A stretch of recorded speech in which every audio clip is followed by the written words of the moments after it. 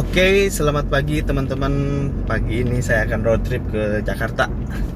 Ada sedikit kerjaan, PP ya, ke Jakarta. Paling malam juga udah nyampe lagi ke Bandung. Nah, sekarang saya akan berbagi tips nih buat teman-teman yang lagi pengen beli rumah dan menggebu-gebu pengen punya rumah. Saya ada sedikit tips dan berbagi pengalaman yang dialami oleh teman-teman saya sendiri. Jadi rumah itu ada dua kategori nih. Kalau kalian mau nyicil, kalau kalian mau cash, ya bebas lah, milih sesuai budget yang kalian punya. Nah, kita bicara kalau kita rumahnya mau nyicil. Oke, rumahnya nyicil. Ada dua rumah nih. Yang satu rumah subsidi. Rumah subsidi itu rumah yang disubsidi oleh pemerintah. Jadi si cicilannya flat sampai lunas. Misalkan cicilannya 1 juta, nyicil 20 tahun ya, 20 tahun yang akan datang tetap 1 juta. Bayangkan kan, 20 tahun yang akan datang 1 juta itu mungkin hanya bisa buat beli pulsa. Oke. Nah, DP-nya pun sangat ringan. DP-nya sangat ringan, ya bisa 15 juta, 10 juta, bahkan bisa tanpa DP. Ada program beberapa rumah subsidi yang bahkan bekerja sama dengan TWP. TWP itu apa? TWP itu tabungan wajib perumahan. Biasanya yang memiliki TWP itu, kalau setahu saya seperti PNS, TNI, Polri gitu kan. Mereka dipotong dari gaji bulanannya untuk TWP dan bisa dijadiin DP untuk cicil rumah subsidi tersebut. Oke, balik lagi ke tema. Si DP-nya itu kan kecil, terus nggak ada biaya KPR, misalnya DP 5 juta atau DP 10 juta. Oke, kita nanti siapin berkas ACC, ya udah tinggal bayar cicilan. Nah, itu rumah subsidi. Itu keuntungannya, kelebihan rumah subsidi. Kekurangan rumah subsidi itu yang pertama kualitas itu ya gitulah, namanya juga rumah subsidi. Kalau zaman dulu itu namanya RSS, rumah sangat sederhana sekali. Kalau sekarang jadi rumah subsidi, kualitasnya ya teman-teman cek sendirilah ya. Dan pastinya yang paling penting adalah sebelum kalian beli rumah subsidi itu harus dipikirin jarak ke tempat kerja itu sejauh apa. Nah, karena rumah subsidi itu lokasinya biasanya di pelosok-pelosok, gak mungkin di kota. Karena kan mereka harus dapetin harga tanah yang semurah-murahnya. Nah, rumah subsidi itu biasanya di pelosok atau di pinggiran kota. Jadi kalau kalian beli rumah subsidi, cicilannya murah, tapi harus dihitung lagi tuh biaya bulanan. Apalagi misalkan istri kerja, teman-teman juga kerja, biaya mobilitas bulanannya itu bisa membengkak kalau memang posisi kerjanya jauh dari lokasi rumah subsidi. Misalkan nyicil rumah subsidi 1 juta, nah tapi mobilitas bulanan kalian membengkak bisa 2 juta nih berdua sama istri. Berarti jadi 3 juta dong. Belum capeknya, ya kan? Jarak kantor dan rumah subsidi itu jauh. Nah, belum capeknya. Kalau menurut saya, kalau membengkak seperti itu, lebih baik ya ambil rumah non subsidi. Nah, seperti itu teman-teman. Oke, udah kebayangkan rumah subsidi? Coba saya kasih waktu 3 detik. 1, 2, 3. Udah kebayang? Apakah teman-teman mau ambil rumah subsidi? Kalau jarak tempat kerja ke rumah subsidi itu dekat, ambil rumah subsidinya. Oke, clear. Rumah subsidi clear. Ya. Kalau misalkan tempat kerjanya jauh dari rumah subsidi, jangan ngoyo, jangan paksain ambil rumah subsidi. Dari segi cicilan kalian nyaman, tapi mobilitas harian kalian tersiksa, biaya mobilitasnya membengkak. Jangan diambil. Karena apa? Rumah subsidi itu memang ada nilai investasi, tetap akan naik. Cuman rumah subsidi itu akan ternikmati oleh generasi kedua. Generasi kedua itu anak kita. Nah, baru nilai investasinya tuh naik dan ternikmati oleh generasi kedua anak-anak kita setelah mereka dewasa. Karena mungkin teman-teman pernah dengar, wah dulu nih orang tua kita bilang, ih amit-amit tuh beli rumah di situ. Dulu orang tua kita masih muda kan, wah amit-amit beli rumah di situ. Sekarang rumah di situ udah miliaran. Karena rumah subsidi itu ternikmati oleh generasi kedua, ya oleh kita. Jadi rumah subsidi pada waktu zaman orang tua kita muda sama, lokasinya pun pasti di pinggiran kota. Orang tua kita bilang, ih amit-amit beli rumah di situ dulu waktu mereka muda. Tapi pas begitu mereka tua, oh iya ya, nyesel nih dulu nggak ambil rumah itu, sekarang rumahnya udah miliaran. Nah itulah, karena rumah subsidi itu dinikmatinya generasi kedua. Nah dinikmatinya oleh kita. Kalau kita beli rumah subsidi, dinikmatinya oleh anak-anak kita. Nanti harga nilai investasinya ternikmati oleh anak kita. Nyambung? Oke? Kita lanjut ke rumah non subsidi. Nah, mumpung masih hangat nih, tadi saya bilang rumah subsidi itu nilai investasinya dinikmati oleh generasi kedua. Karena lambat dia, karena posisinya di pinggiran kota. Nah, kalau teman-teman beli rumah non subsidi, itu nilai investasinya itu tidak terduga. Bisa jangka waktu sebulan, 2 bulan, itu bisa melesat terus naik. Nah, pengalaman saya ketika itu waktu punya duit 100 juta. Teman saya juga sama, punya uang 100 juta. Kita sama-sama beli tanah. Nah, saya beli tanah di kota 100 juta, cuma dapat 70 meter persegi. 100 juta. Ditelepon sama teman saya, Rul, kamu jadi beli tanah di mana? Di kota, saya bilang kan. Teman saya nanya, dapat berapa meter? Dapat 70 meter. Wah, saya diketawain sama teman saya. Bodoh, katanya. Sayang banget duit 100 juta beliin tanah cuma dapat 70 meter. Terus si teman saya itu bilang gini, gue dong katanya beli tanah 100 juta dapat 500 meter dengan bangganya kan. Wah, hebat. Saya bilang hebat. 100 juta dapat 500 meter gitu. Saya tanya, lokasinya di mana? Lokasinya di sini katanya. Wah, parah. Ternyata lokasinya itu di kampung. Pelosok banget. Ya, pantesan lah 100 juta dapat 500 meter. Nah, disinilah perbedaan cara berpikir tentang investasi antara saya dan teman saya. Saya 100 juta bayar di kota, dapat tanahnya kecil memang 70 meter. Teman saya 100 juta beli di kampung, luasnya 500 meter. Nah, tapi setelah 2 tahun saya yang ngetawain dia, saya yang bego-begoin dia. Karena apa? Karena setelah 2 tahun aset saya jadi lebih banyak dan harganya udah bisa dibilang hampir miliaran. Karena apa? Begitu saya beli 100 juta tanah 70 meter itu, dalam jangka kurun waktu 6 bulan harganya udah melesat.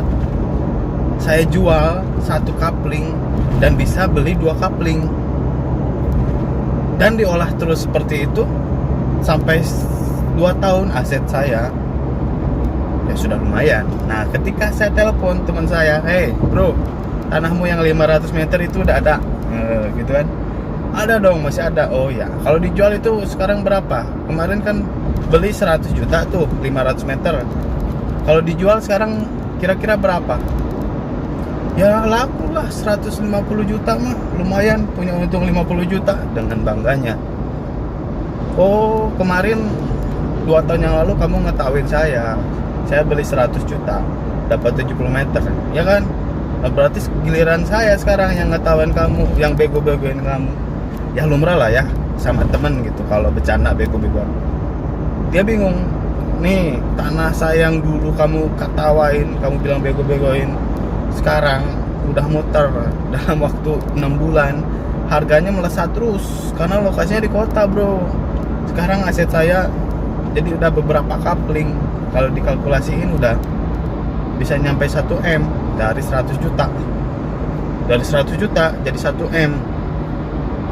Bayangin berapa puluh kali lipat kan. Sedangkan aset tanah dia 100 juta dijual paling cuma 150 juta. Nah, itulah perbedaan cara berpikir tentang investasi. Oke, meleset. Lanjut ke topik pembahasan. Nah, rumah non subsidi ini ada plus minusnya juga. Kita bahas dari segi sisi positif atau keuntungannya tentang rumah non subsidi. Rumah non subsidi itu yang jelas lokasinya pasti ada di kota lah ya. Pasti berbeda banget dengan lokasi rumah subsidi. Rumah non subsidi lokasinya pasti lebih strategis. Yang pertama, keuntungan kedua adalah kualitas bangunan pasti lebih bagus dari rumah subsidi. Oke. Yang ketiga apa ya? Ketiga mungkin nilai gengsi ya. Nilai gengsi, kalau orang-orang sekarang pasti lebih mempunyai prestis yang lebih dibanding rumah subsidi. Oke, udahlah, mungkin hanya segitu kok kelebihannya rumah non subsidi. Tapi kekurangannya adalah dia tidak disubsidi oleh pemerintah. Jadi DP-nya besar. Misalkan gini, DP yang diwajibkan oleh bank itu biasanya 10%, tapi developer biasanya ngambil DP-nya 20% karena apresial dari bank biasanya untuk menutupi apresial dari bank. Misalkan rumahnya 300 juta, nah DP-nya 20%. 20% itu berarti 60 juta. Nah, plafon hutang teman-teman ke bank itu berarti 240 juta. Gitu. Ditambah di luar DP ada biaya KPR. Biaya KPR itu biasanya 10% dari harga rumah. Nah, misal harga rumahnya 300 juta, berarti biaya KPR-nya itu sekitar 30 juta. Nah, untuk apa aja sih biaya KPR-nya? Biaya KPR itu di sana ada asuransi, biaya balik nama, pajak, sama cicilan pertama mungkin ya, deposit, biaya notaris dan macam-macam lah. Pokoknya lumayan besar biaya KPR tuh. Nah, teman-teman harus pikirin DP 20%, biaya KPR 10%. Kalau di harga 300 juta berarti DP-nya 60 juta, DP-nya 60 juta, biaya KPR-nya 30 juta, berarti 90 juta. Plafon hutang teman-teman ke bank itu berarti 240 juta. Nah, mekanisme di lapangannya itu banyak banget nih yang bisa kita bahas. Karena ada juga developer yang ngasih keringanan, DP-nya misalkan cukup dengan 5 juta udah all in tanpa biaya KPR. Ada juga yang seperti itu. Macem-macem deh pokoknya. Yang jelas si rumah non subsidi ini, si cicilannya itu nggak flat terus ngikutin suku bunga. Misalkan cicilan tahun pertama itu 2 juta, biasanya selama 3 tahun itu flat, tapi setelah 3 tahun dia ngikutin harga suku bunga. Jadi dari cicilan 2 juta itu nanti bisa naik jadi 2.100.000 atau 2,2 juta. Bahkan nanti setelah 15 tahun cicilannya bisa di 3 jutaan gitu. Gimana suku bunga yang berlaku. Nah, buat teman-teman yang mau ambil rumah non subsidi, pengalaman dari teman-teman saya, jadi begitu nikah jangan terlalu berambisi atau ingin beli rumah yang kita wajib nih punya rumah, malu kalau di mertua bagus. Nah, tapi jangan lupa begitu mau ngambil rumah, biasanya gini, yang baru nikah itu kan dapat itu tuh bongkar amplop dari sumbangan teman-teman yang datang ke pernikahan nih, tuh dibongkar dapat lah misalkan 100 juta, biasanya pakai bulan madu, sisanya pakai DP rumah, ya kan?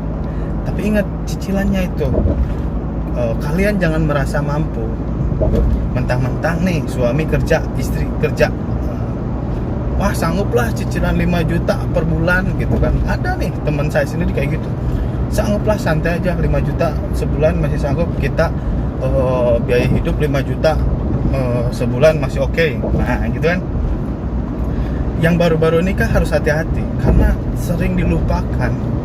Yang baru-baru nikah itu ngerasa bangga, begitu baru rumah tangga udah langsung punya rumah, bodo amat cicilannya gede gitu kan.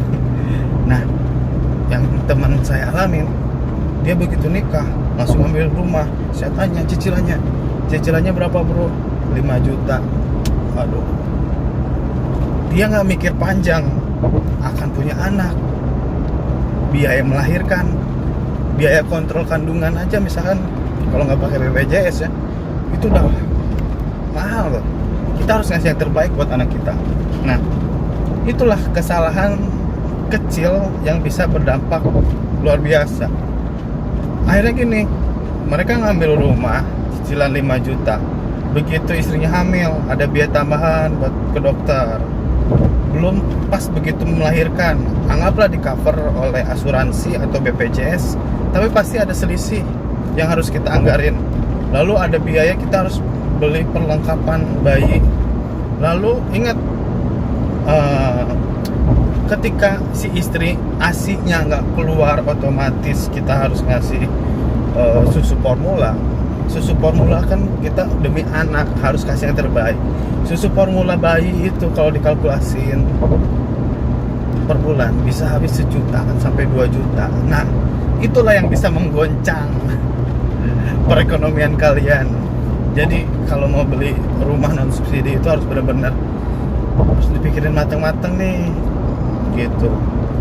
Jangan sempat begitu punya anak ada beban baru, harus beli pampers, susu, ya kan? Apalagi dua-duanya kerja, harus bayar baby sister, apalagi yang ada masih ada cicilan mobil, udah masalah akhirnya. Bro, gimana nih? Cicilan mobil 2 tahun lagi, cicilan rumah 15 tahun lagi, ditambah sekarang ada susu anak, pampers. Nah, jadi harus benar-benar dipikirin, apalagi masih punya cicilan mobil atau motor. Jadi beresin satu-satu dulu, beresin dulu. Misalkan masih ada cicilan motor atau mobil, beresin dulu semua. Setelah lunas motor atau mobil, barulah kita fokus untuk dapat rumah. Kita ambil rumahnya, cicilannya kita sesuaikan, dan harus dilihat ke depan. Nanti kita mau punya anak berapa, ya kan? Biaya hidup anak, tabungan sekolah. Paling segitu aja dulu, biar nggak kepanjangan teman-teman. Semoga bermanfaat videonya. Ini saya ceritakan bukan aib orang, tapi pengalaman yang bisa dipetik. Semoga bermanfaat buat teman-teman. Jadi pada intinya kalau mau melangkah itu memang jangan terburu-buru, tapi jangan kelamaan mikir. Karena beli rumah itu semakin ditunda semakin rugi. Tapi kalau kita terburu-buru juga bisa kecewa. Nah itu susahnya untuk mendapatkan rumah. Terlalu buru-buru kita takutnya nanti salah pilih. Terlalu ditunda-tunda harga semakin mahal. Jadi pantengin terus, nanti saya kasih tips yang berikutnya. Oke? Assalamualaikum warahmatullahi wabarakatuh.